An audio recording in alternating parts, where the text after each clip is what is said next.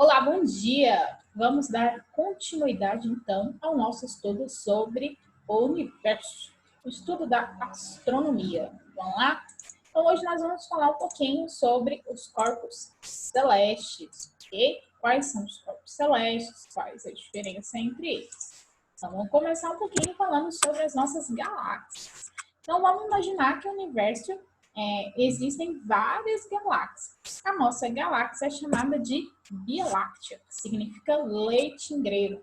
Tá vendo que ela tem, então, essa forma esbranquiçada, né? Por isso, do leite, ok?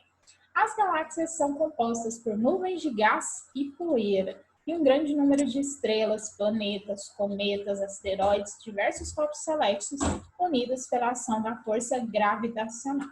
Então, vamos pensar que a galáxia vai ser todos os corpos celestes, tá? Reunidos. Então, nós temos todos aqueles corpos, como os planetas, o Sol, a Lua, tá? Onde todo esse corpo, todo esse todo, vai dar, então, a formação da galáxia, ok?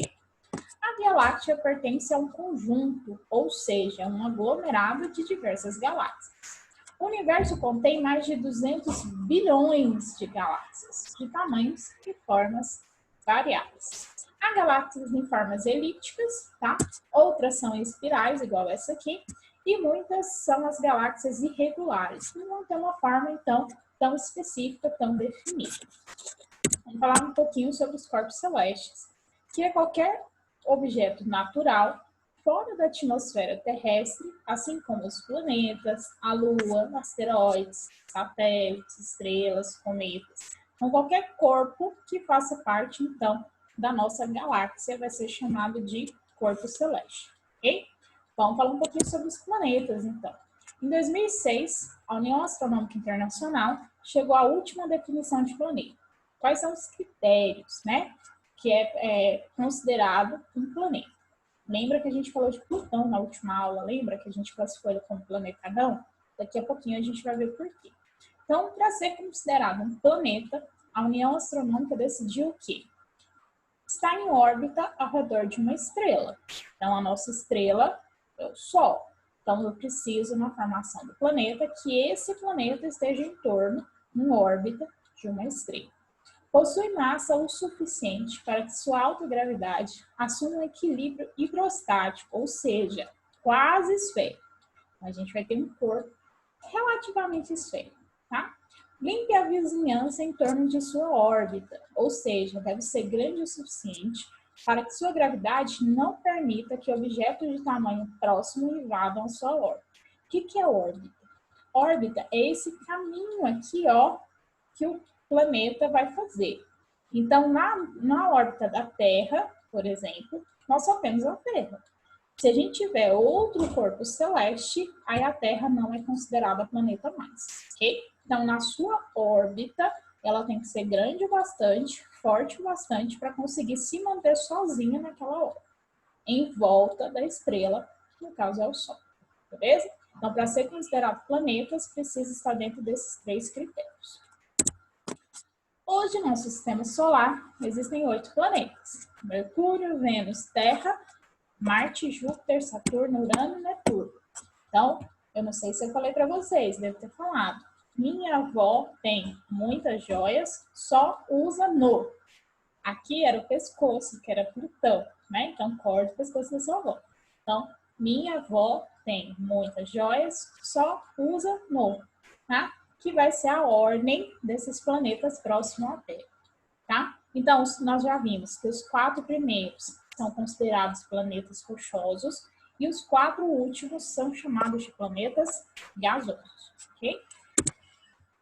Que é o que a gente falou, né? Planeta fora do sistema solar são chamados de exoplaneta.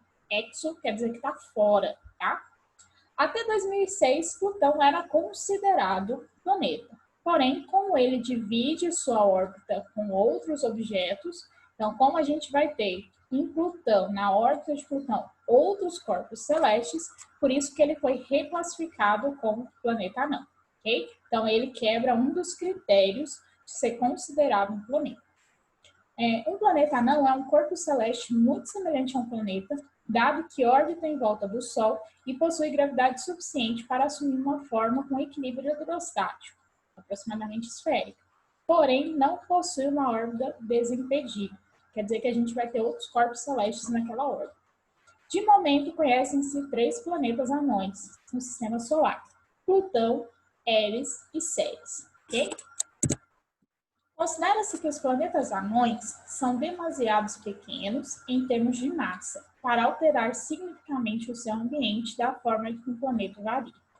De acordo com essas novas regras, para um astro ser chamado de planeta, ele deverá orbitar o Sol, que é a estrela, ter uma forma aproximadamente esférica e ser o maior astro em sua órbita. Então, Plutão, infelizmente, ele tem outros corpos celestes em sua órbita, tá? Então, ele quebra a terceira das exigências, tá? De ser considerado um planeta. Por isso que ele é classificado como um planeta anão, ok? Asteroides são materiais muito pequenos que orbitam o Sol. São como rochas, tá? Que vão orbitar. São corpos celestes semelhantes a rochas que orbitam o Sol. São objetos rochosos e metálicos remanescentes da formação do Sistema Solar que nunca fundiram os planetas. Lembra que a gente viu lá no Big Bang que houve a explosão? Aí surgiram vários resquícios da explosão que se juntaram e formaram os planetas. Esses pedaços de rocha, eles não se fundiram em nenhum planeta, então eles ficaram soltos na atmosfera, no universo, tá? Não na atmosfera, no universo, tá? Então eles ficam soltos no nosso universo. Asteroides que estão em direção à Terra são chamados de meteoroide. Então, quando ele está lá, sem destino, ele é chamado de asteroide. Quando a gente observa, né, que ele está ao caminho da Terra, aí a gente já muda de nome. Aí vai ser chamado de meteoroide, ok? Quando um meteoroide adentra a atmosfera, então ele entrou na nossa atmosfera, tá? O atrito faz com que ele queime, com risco que reduz o chamado de meteoro. Então, entrou na atmosfera, pelo atrito, ele começa a formar fogo. Quando ele entra na atmosfera, então, ele é chamado de meteoro, tá? Aquele que não vai se queimar completamente e sobram partes dele que atingem a superfície terrestre é chamado de meteorito, beleza? Então, vamos pensar.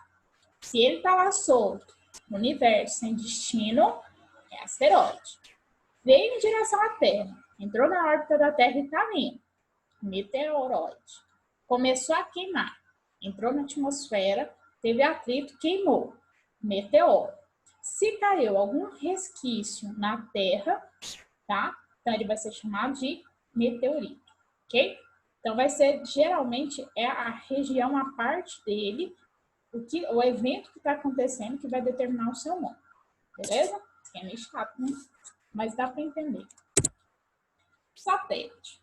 Um satélite é qualquer objeto que orbita um planeta, sendo ele natural, como a Lua, que é um satélite natural, ou artificial, que são satélites que vão fazer a transmissão de ondas, tá? Transmissão de onda de rádio, TV a cabo, internet, tá?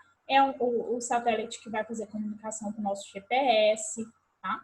Galileu, em 1610, foi a primeira pessoa a observar que Júpiter possuía uma lua. Então, Júpiter possui uma lua que é um satélite natural. Essa descoberta foi de extrema importância para quebrar a teoria geocêntrica, tá? Que mostrava que nem tudo gira em torno da Terra. Beleza? Então, ele percebeu que Júpiter, ele tinha, então, uma lua. Então, quebra a história que tudo está em torno do Sol. Tranquilo?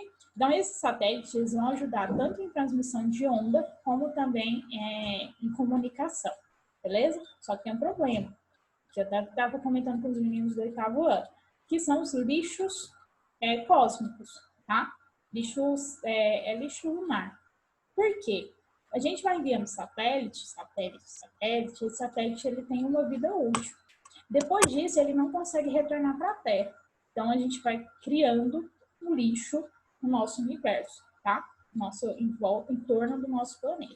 Okay? Estrelas. Estrelas são corpos celestes capazes de produzir luz própria, então elas são fontes de luz primária.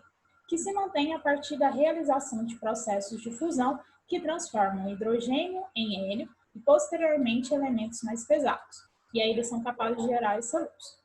As estrelas nascem em movimentos moleculares a partir de colapsos de átomos que se juntaram formando moléculas e aumentando brutalmente a densidade local. Okay? Depois passa por uma fase estável e depois, quando seu combustível acaba, elas podem explodir em uma supernova, uma anã branca ou uma estrela de nêutrons ou um buraco negro. Então, as estrelas elas possuem um ciclo de vida. A gente vai ter o nascimento da luz, ou da estrela, o desenvolvimento, até a sua morte, que vai ser a formação de buracos negros, ou uma estrela anã, tá? Uma anã branca, ou uma estrela de nêutrons. Viu? Então, essa animação vem desse combustível, que vai ser a transformação de hidrogênio em hélio. Beleza? Cometa. Cometas são corpos pequenos do sistema solar, com uma órbita bastante excêntrica, constituídas basicamente de gelo, poeira e pequenos fragmentos rochosos. Eles estão entre os primeiros corpos celestes sólidos a serem formados na nebulosa solar há 4.600 milhões de anos atrás. Eles se formaram nas regiões mais externas, onde é frio, o suficiente para o gelo volátil condensar.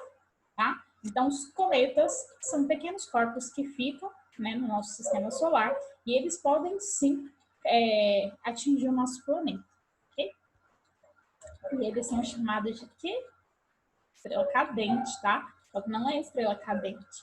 São os cometas que eles adentram a atmosfera da Terra.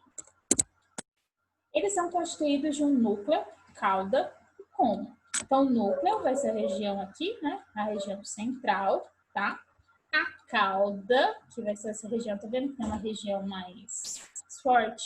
E em volta aqui, ó, que é essa região mais clara, a gente tem a coma.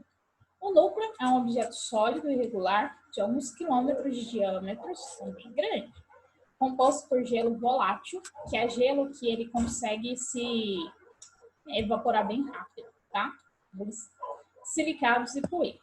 O coma se forma quando o cometa se aproxima do Sol com a sublimação, então a gente vai ter evaporação, que todo mundo estudou lá no primeiro bimestre, dos gelos do núcleo com partículas de poeira.